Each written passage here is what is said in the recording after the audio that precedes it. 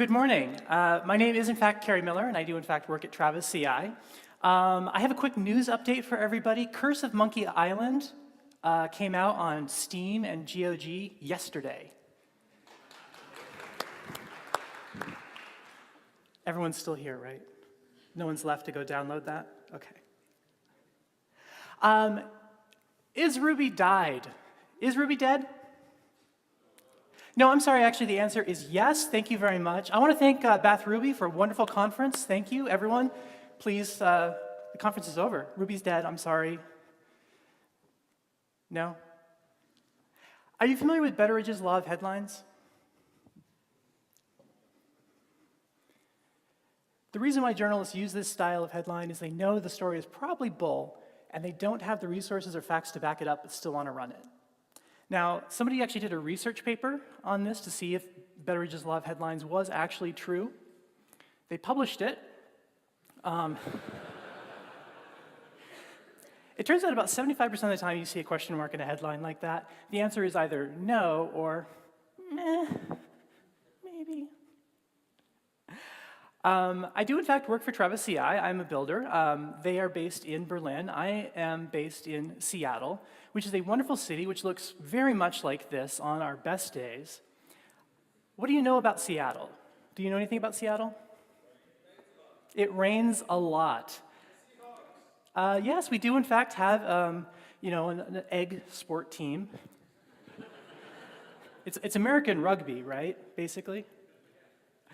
We like to say in Seattle that we really only have one rainy day. It just happens to last about six and a half months. The other joke that we tell about that is a young couple comes on their honeymoon to Seattle and it rains the entire week they're there. They have an okay time. But in the airport, they turn to a small child and say, "Excuse me, does it ever stop raining here?" And the kid looks up and says, "I don't know, I'm only 6. But that's the story of Seattle, right?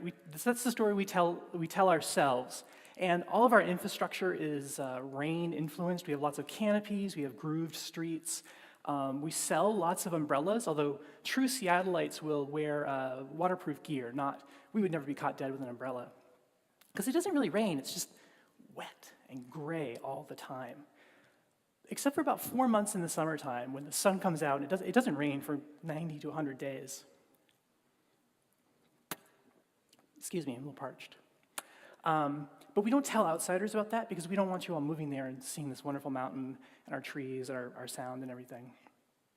But because of that, we have this identity of people who live with water, people who live in the rain. And so there's a lot of outdoorsiness. We're an outdoorsy city, lots of outdoor sports, camping, hiking, kayaking, all that sort of stuff. We talk about naming things as hard. And the reason why naming things is hard is because once we give something a name, well, we can't eat it. But the second reason why naming things is hard is because names have power. Words have meaning, and the words that we use in our language will influence how we think about these things. So when we say Seattle is rainy, Seattle is wet, Seattle is gray, that becomes the truth. That becomes the legend, despite the fact that, as I said, Seattle has amazing summers. In fact, Seattle receives less rainfall and more sunlight than many, many other major cities in the United States. But Seattle is known as the rainforest city. So when I started seeing a lot of talks coming up the last few years, is Ruby dead? I had to ask about that. Is that something that we are internalizing and thinking for ourselves? Are we deciding that it's dead? Or because people are using this word in relation to our favorite language, does that change how we approach the language itself? Now, I'm a really good liberal arts major, so I wanted to define the terms. I said, what is Ruby? And then I asked myself, well, what is death? And as I said, I am a liberal arts major. I did not go to school for computer science. I went to school for performance production, working on stages just like this, wearing pretty much the same black outfits all the time. I went to one of those schools. Now, these are one of those schools where I have 3 college credits in the metaphysics of Star Trek. I received 4 college credits for writing a 40-page paper dissecting the Pink Floyd song, Learning to Fly. And I managed somehow to do 2 whole semesters of nothing but Shakespeare. Performance, production, reading, research, all that sort of stuff. What is one of the most famous Shakespearean soliloquies about death? That's a good one. Any others? Yeah, although I think Shakespeare actually had a few typos in that one. I think, in fact, it was ruby or not ruby, that is the question. Whether 'tis nobler in the mind to suffer the slings and arrows, outrageous hacker news stories, or to take up comments against a sea of posters, and by opposing end them, to ship no more, and by shipping to say we end the heartache of 1,000 GitHub issues on all the projects we are heir to. 'Tis a deployment devoutly to be wished, to deploy, to ship perchance to be acquired. Aye, there's the rub. You don't need me to tell you this. Like, you all know about Shakespeare, right? He introduced around 3,000 words to English, or at least he's the first published, written down versions of them. Used a total of about 17,000 words across all the sonnets and plays, and 7,000 of those words are only used one time. This is, in fact, far more words. It's about 10,000 more words than are contained in the King James Bible. It is an amazing trove of English as it existed in his time. And this was a time when English was really weird language. It was really slippery and mutable, and people were still playing with it, because the first English dictionaries did not come out until 1604, 1605. So he's writing without the benefit of a list of words.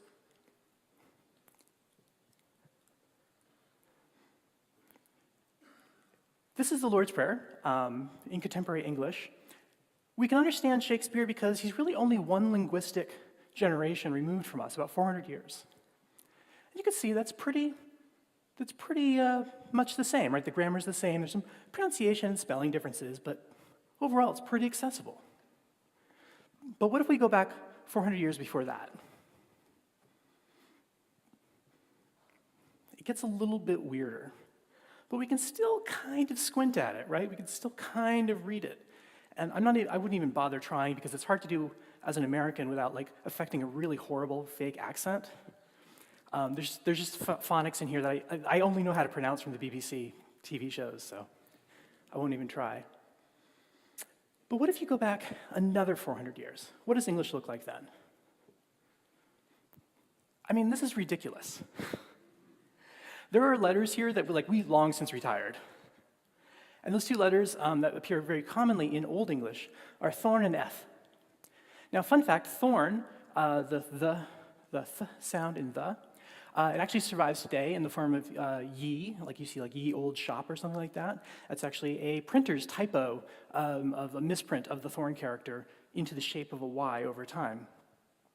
Now, these letters are common in Old English. They're also common in Gothic, Old Norse, and, of course, modern Icelandic, which is a lot of fun to read. And that kind of gives you a hint about maybe where the roots of English came from and why it's such a weird beast. Do you know there's no other language besides English that doesn't have a linguistic cousin? There's almost no living language now today that if you know English, you will pick up about 50% of that other language, except for Frisian. And no one really speaks Frisian anymore. Now, looking at this sentence, if I tell you that the word shish is cheese and frisk is Frisian, you can probably parse the sentence. And that's because English was heavily influenced early on by Frisian.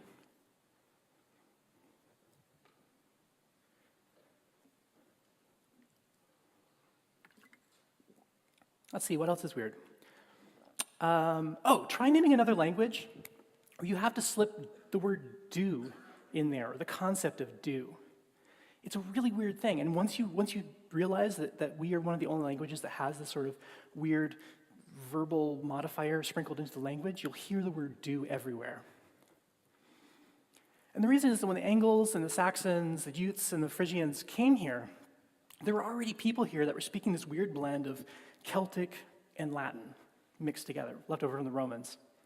And yes, the Celts were subjugated, but there were really only 250,000 Germanic-speaking peoples came over in those early invasions. And so everyone kind of ended up speaking Old English with a bit of a Celtic flair to it.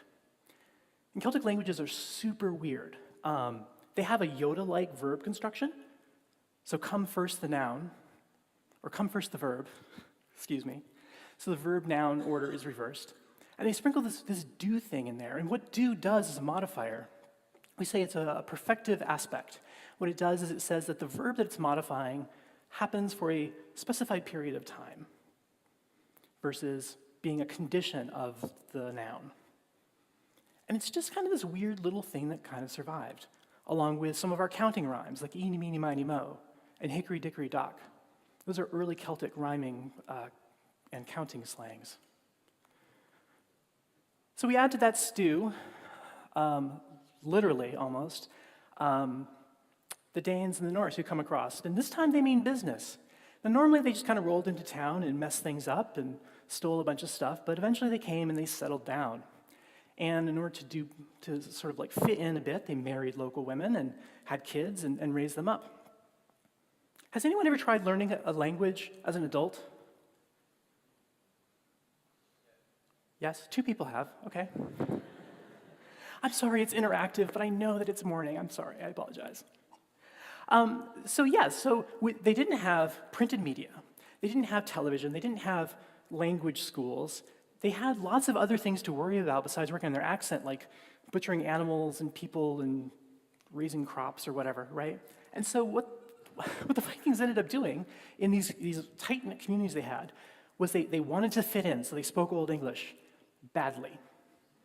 They spoke bad Old English. And their kids grew up at home and heard a lot of bad Old English. And eventually, everyone was speaking bad Old English. But it wasn't really bad. What they did was, the stuff that they couldn't grasp in the language got left by the wayside. English started with this wonderful, wonderful verb conjugation scheme, like any good European language has, except the Vikings couldn't grasp it or remember it all, so they left it by the wayside. English also used to be a gendered language where nouns had gender. But who can remember, is a chair female or male? Tables, I think chairs are female. I don't remember. No one remembers it if you're an English speaker because you don't grow up with that. Thanks to the Vikings, they got rid of it and made it simpler. They also got rid of prepositional phrases as a requirement. It's perfectly natural for native English speakers to say, "Which town do you come from?" But that's wrong. That's a dangling preposition. What you should say is, "From which town do you come?" And if anyone groans, I will know, in fact, that you were tortured by some, English teacher or grammarian. So anyway, to all that mix, a few hundred years later, come the Normans. And the Normans are basically French Vikings, right? And they drop a fire hose of words into the language. Around 10,000 words land in English. And especially noteworthy here are the culinary transformations. We kill a cow or a pig, which are English words, and it results in beef or pork. And those are French words, or French-sourced words. And some of the thinking here is that it's English-speaking laborers doing the slaughtering, the butchering, and the food preparation, and serving it to French-speaking nobility. The different ways of referring to these things reflect the class system of the time, and it's baked into our very language. So by the 1500s, we started writing English down. We actually had people who were actually starting to write it, and this is where we start to see Shakespearean language. Early modern / Elizabethan English comes out. And it became very fashionable during that time to kind of dress up your English with cherry-picked Latin words and phrases, because English is a real language. Like, people were really gung-ho about it. And these 4 words, for example, all appeared in their early Latinate forms, but now they're just normal English. But there were a few people who pushed back against this and said, no, we must keep English pure. Very much like the French Academy, they tried to create English-specific variations. And I would love to use some of these someday. It's hard not to yearn for a little weirdness. So by the time we come up to contemporary English, we've got weird Scandinavian English doublets like dike and ditch, shatter and scatter, ship and skiff. These mean the same things with slight variations, but they're the same word, basically, transposed into each language. We also have English, French, and Latin triplets like these. And if you think about it, if you stop and digest these words and what they mean to you, you will probably detect a slight classiness as you move towards the Latin. The French has a little more style to it, a little more formal, and the Latin is very formal and regal, really. And that's because of who was using these words and how they got baked into the culture that our language perpetuates from generation to generation.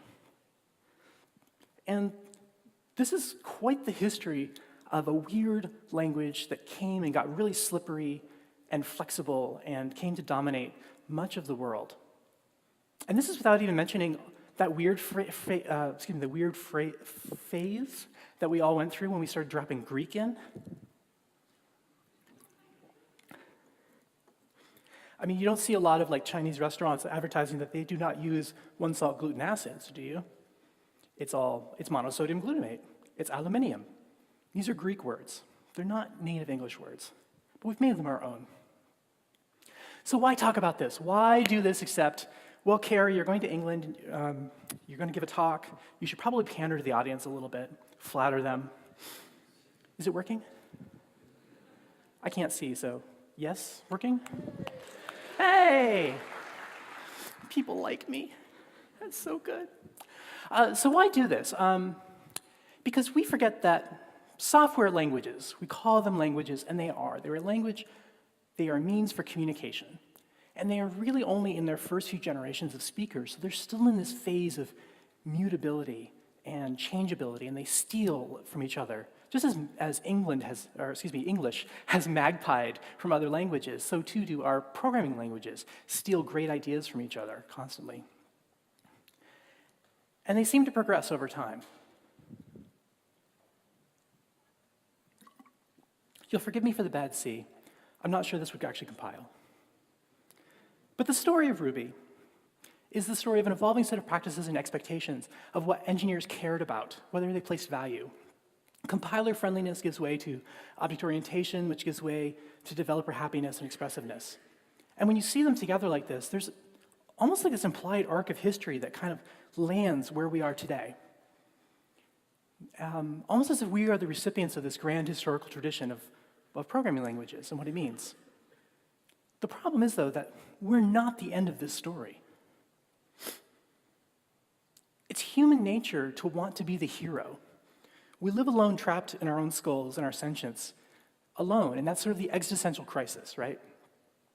But it also encourages us to see ourselves as the star of the story.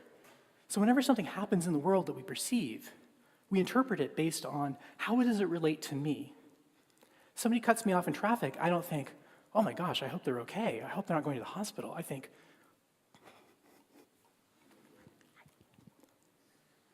thank you for cutting the mic off there, by the way. How dare they inconvenience me?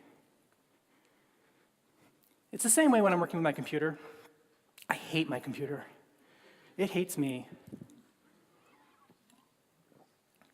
I live with this every single day. I write a piece of code, it doesn't work, and the error is basically laughing at me. Now, I could get frustrated by this, and I often admit that I do, but that isn't the story, right? The story isn't the compiler hates me. It isn't about me. I am not actually the victim here. This is probably true. This is my own personal law. Every single time that I have dug deep into a problem and said, oh, God damn it, Rails, you've got a bug. Man, I should write in, Ruby's got a bug here. It's never Ruby, right? It's never Ruby's fault. Statistically speaking, it could be, but it's not. It's all too easy to see myself, though, in this adversarial role against the computer and the compiler because this error is happening to me, and I am a victim of it. Time and time again, no matter how often I would tell my students to read the error message, for example, no method error, undefined method for bar class, they would spin into this spiraling panic, diving almost randomly into the stack trace, looking for the shocking villain. And there's never a villain there. It's always the error. So I wanted to make these errors less threatening and perplexing to new developers and a little bit more human. So with the help of some students, I wrote this gem a few years ago, Chatty Exceptions. I'm sure you all have it installed. Yes? Good, awesome. That's where my Bitcoin's coming from. What this does is it takes that error message, no method error, undefined method, foo for bar, and pipes it to OS X's say command, so you get Stephen Hawking reading your errors to you to remind you, like, no, it's okay. Here's the error. Like the Vikings, I was trying to knock the cruft off of the language to focus on form. Because the Vikings didn't care if they used incorrect grammar or incorrect verb forms or anything like that. They were focused on getting their meaning across. And when you live in a society, in a community, getting your meaning across is far more important than being technically correct. So why bother? Why bother working on errors? Well, it's important because errors are important, right? An error case represents something new. We've pushed into a place of discovery, and we're presented with proof of things that we don't know about the environment of our software and how it exists. And so we get to learn something. And occasionally, yes, there are lingering things that are hampering us. Maladaptive traits, we might say. Because much like creatures who evolve through evolution, software sticks around until there's a reason to remove it. And so if you look in a legacy code base, you might see patches from 4 years ago that address bugs that don't exist anymore. You might see a whole subroutine that fires every 30 minutes to generate a business report that goes to an email for a guy who left the company 5 years ago, but the mail's bouncing, so no one ever sees that error. So it's okay. It's okay that it's doing that. It's not a problem until it becomes an actual problem, because before somebody knows it, it makes it a priority, and it's important to change because it's detrimental. So by looking at the history of our languages and our code bases, we can begin to discover what the story of this was over time. We can begin to make predictions about the future direction and our relationship to the software. When we know the history and the context of a code base, it stops being something that happened to us. It starts being something that we have been entrusted with, that we live with, that we are stewards of, and that we will pass on to another generation. And that influences how we, as individuals, react to the code, how we live our lives working, and also the code that we write. We tend to write better code when we understand the history of code. Luckily, though, we live in a time of lots of wonderful tools have been invented to help us assemble the story of code.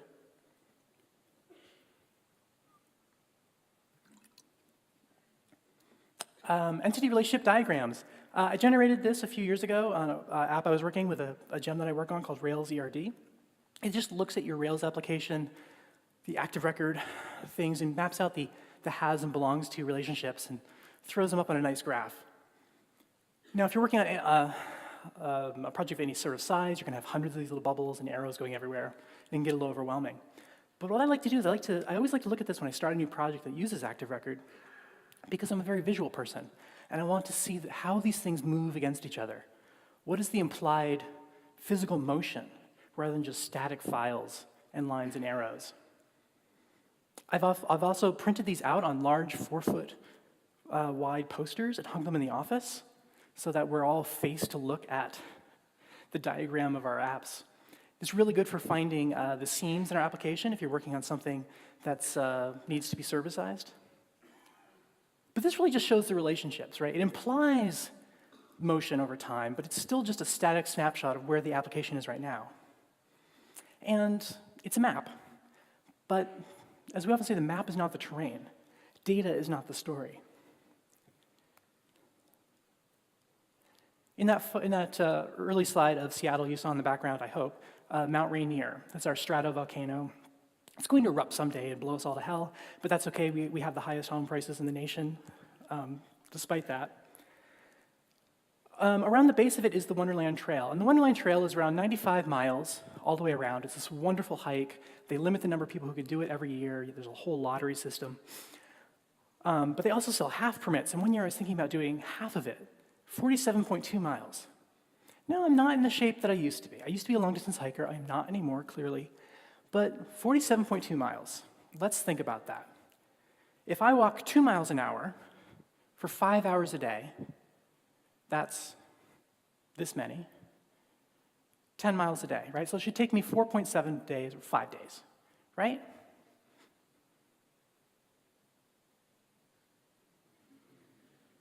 No one's checking my maths here? Yes, it would, except for this little fact, the fact of this thing called elevation. So when we look at the path I would have to walk in profile, we get more context for that data point, and we see that taken together, that's a very different story. It is not the story of me walk that way 5 hours a day for 5 days. It is now walk that way, and then that way, and then That's horrible. It's a horrible elevation graph.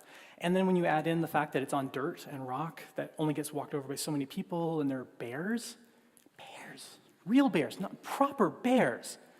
Not these little black bears, they're friendly, right? You can pet them and feed them, or honey bears that like, I'm just a little black rain cloud. Not like that, no. Proper bears, the kind that David Attenborough speaks about in like magnificent, wonderful documentaries. The map is not the terrain, data does not tell the story. Debussy said, music is the space between notes. It is the relationship between notes in a symphony that makes the actual music. It is not the notes themselves. And this holds true for data as well. Meaning comes from data only when we explore its relationship to other points of data. I use CHURN a lot. This analyzes your Git repository and shows you the number of commits on given files. And this is important because very complex files might, if you're changing complex files more often, that's where your bugs are going to occur. Now, if we had the data point of 84 and 88 changes for each of these files, that would tell us a story, that these change about the same rate.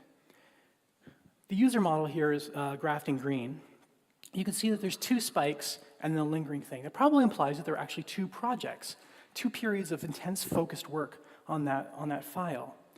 It's probably fine. But that invoice model in blue, it's changing a little tiny bit every single day. Every single week, there's just a few commits. And that implies that maybe there's something about subscription or invoices that we don't know. Maybe there's something we have to investigate there. This is another gem. This seems like the Kerri gem promotion hour. I'm sorry. This is another gem I work on called Turbulence, which graphs your churn rate versus the calculated complexity of a file.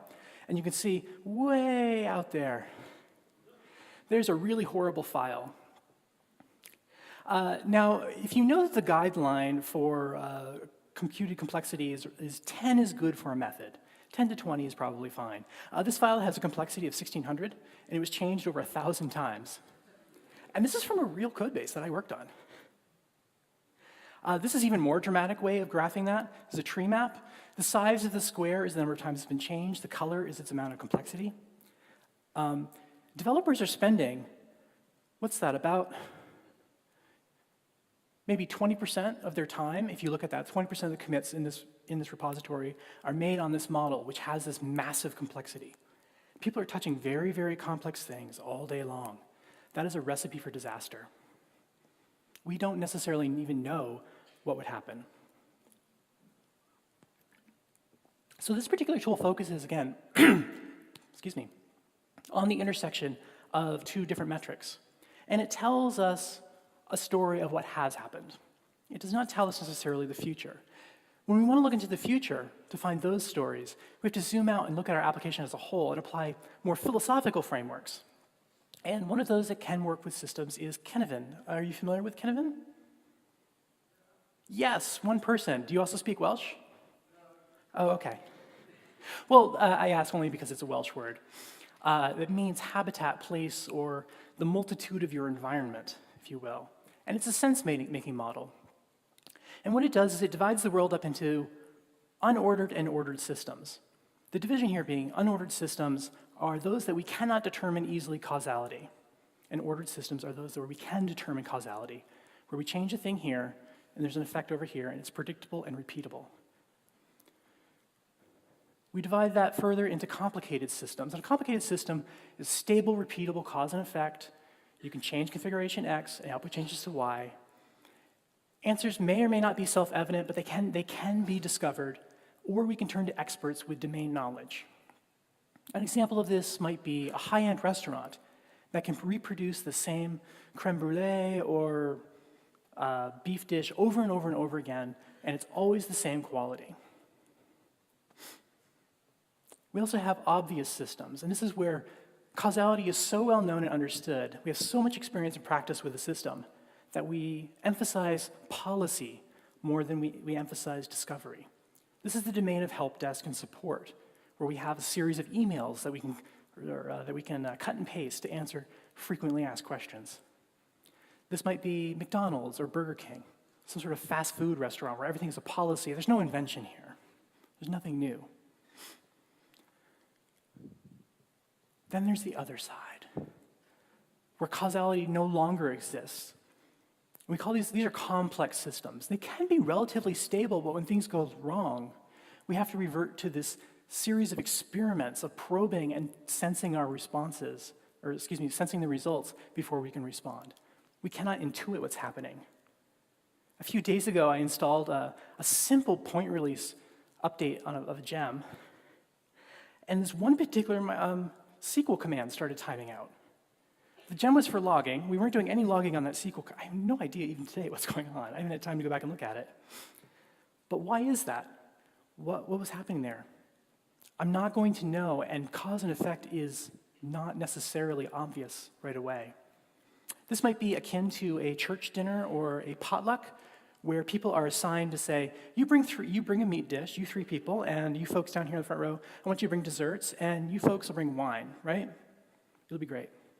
Now, we don't know. They might bring the same 4 desserts. Or maybe 2 people will forget to bring wine, and we're in trouble. But we can't predict. We can only make broad categorizations of it.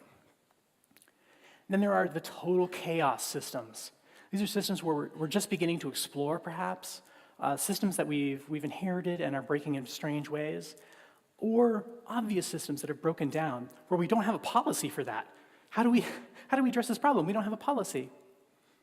This is sort of the Iron Chef Kids, where there's 5 children running around with knives and peanut butter jars and Gordon Ramsay trying really hard not to yell and curse. I love that show. Kenneth has a 5th region as well, disorder in the center. And this is the space of not knowing which domain you're in. And the problem when you're in this space, when you don't know how to categorize the sense of your approach to an application, you will respond and interpret situations according to your personal preference for action. So if you are well steeped in a process-heavy environment, you're used to obvious systems, you will say that the problem is a fault of policy. We need more process. Deep experts and highly experienced individual contributors, engineers such as ourselves, often see things as complicated, given the fault is a problem of not having enough time or resources to explore. Complexity workers, first responders, battlefield commanders, community organizers, team leads, we're much more comfortable with complex systems, where we have post hoc understanding, where we gather the opinions of many experts to sort of come together. Kennefin's use then can be to help us understand the most correct approach to a given situation.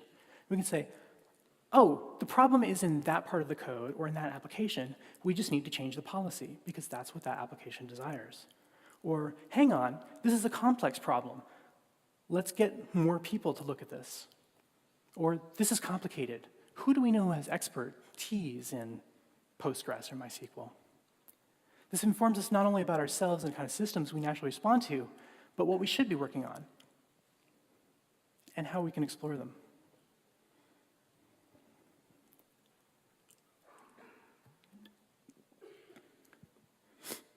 We humans are naturally storytellers, right? We remember things not cognitively, we remember them narratively. Alan Watts talks quite a bit about this. I really loved seeing that slide the other day. I'm a big fan of his work. And good stories have pieces, they have beginnings, middles, and ends. They make allusions and references to shared cultural values. In the nerd community, it's a joke to say, Darmok and Jalad at Tanagra. It's a reference to an old Star Trek episode of an alien race that Picard encounters that only speaks in metaphor and illusion. And the very fact that I can make a reference to that, which is itself is a reference to an illusion and a metaphor, the rabbit hole goes deep. But that's how human minds work. We remember things in relation to other things that we have seen. Good code similarly refers to patterns. It makes these references to things we've seen before, to ways of doing things that we've had good experiences with. Good code has tests so that we can riff and change on what we know and still have a home to come back to. We can engage that with Campbell's hero's journey to go out, change the world, and return with hard-won knowledge and treasure. We tell these stories about our code.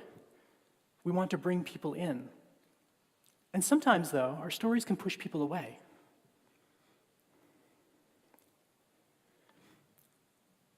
You did mention that I had a motorcycle blog.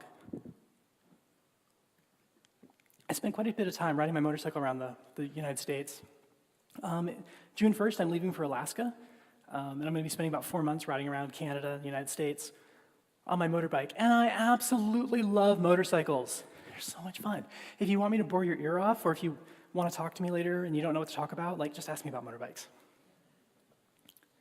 See, I don't have a pet, so I have to show my motorcycle. This is a fairly typical motorcycle advert from the 50s and 60s. This is one announcing the 1960 Harley-Davidson lineup. And it's fairly typical. There's some machines, there's some text telling you the highlights. There's, of course, this wonderful gentleman, this fine, outstanding, very clean-cut young man with his very reputable-looking young woman going off, I'm sure, for ice creams.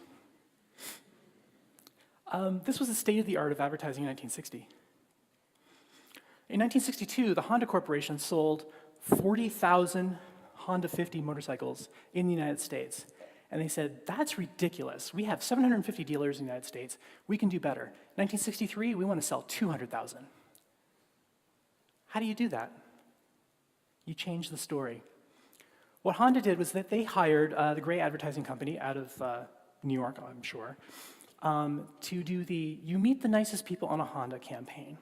And this is an iconic advertising campaign that is referred to in any sort of advertising class you might go into.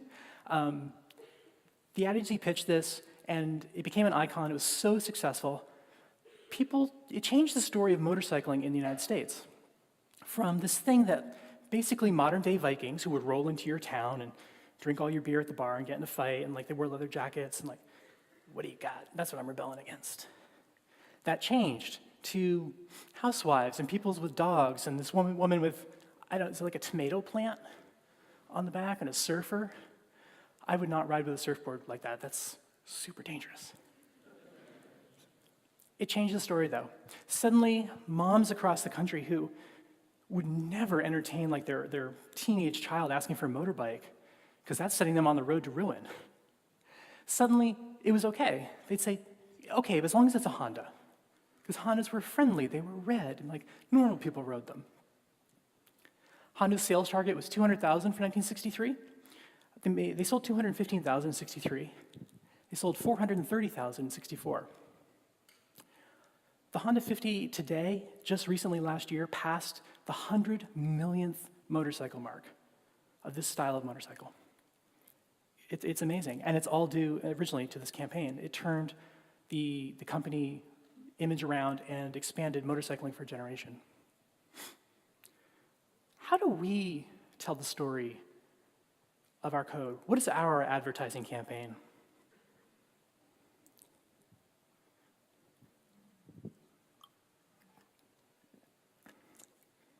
Anyone know what this is? I'm sorry? It's a mess, that's for sure. I'm very well versed in event-driven architectures and messaging systems. It's kind of my sweet spot. But even I read this and I'm like, I have no idea what your app does, dude. I'm really sorry. It's actually for this is for I won't name the project. I won't want to shame them. But I don't know what this means. This is a list of facts. So, for example, if you came up to me and you said, Kerri, tell me about your motorcycle.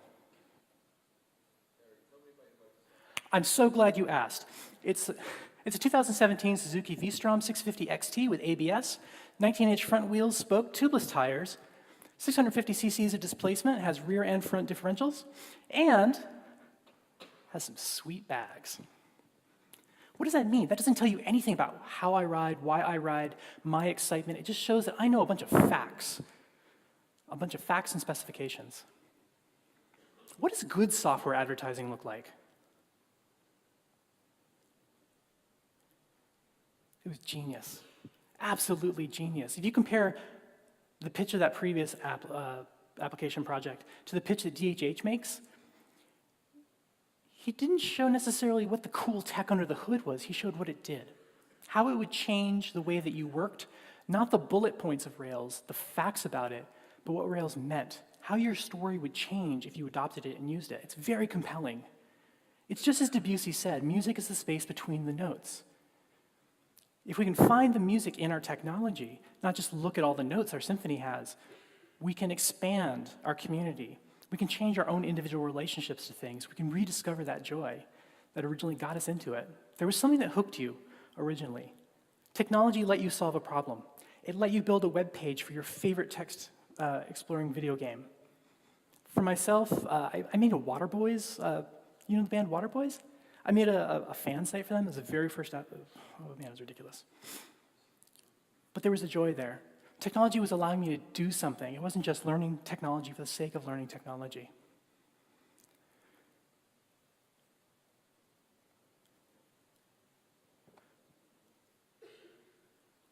Is Ruby dead? Obviously not.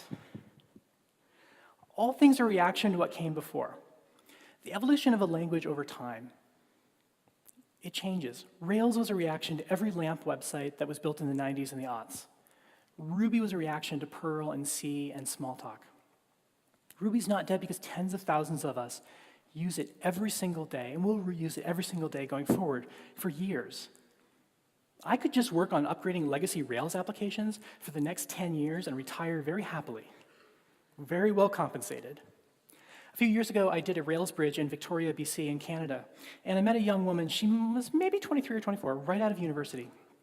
She was making an extremely high salary writing Fortran for a local bank.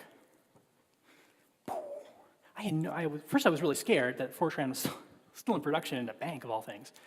But then I realized, no, it's still working. It's still there and it's still alive. It's still a thing that people are deriving value from, and that story continues.